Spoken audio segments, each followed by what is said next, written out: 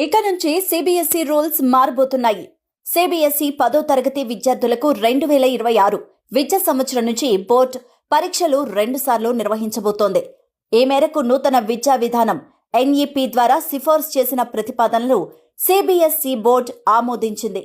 మొదటి దశ పరీక్షలు ఫిబ్రవరిలో ఉంటాయి. రెండో దశ పరీక్షలు మే నెలలో నిర్వహిస్తారు.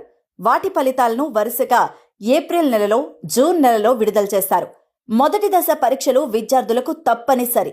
అయితే రెండో దశ పరీక్షలకు మాత్రం అందరూ హాజరు కావాల్సిన పని లేదు.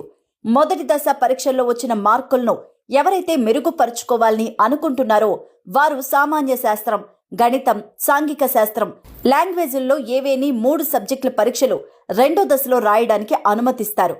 సిబిఎస్ఈ పరీక్షల నియంత్రణాధికారి భరద్వాజ్ ఈ విషయాన్ని స్వయంగా వెల్లడించారు. ఈ పరీక్షా విధానంలో సప్లిమెంటరీ పరీక్షలు ఉండవని, రెండో దశ పరీక్షల్ని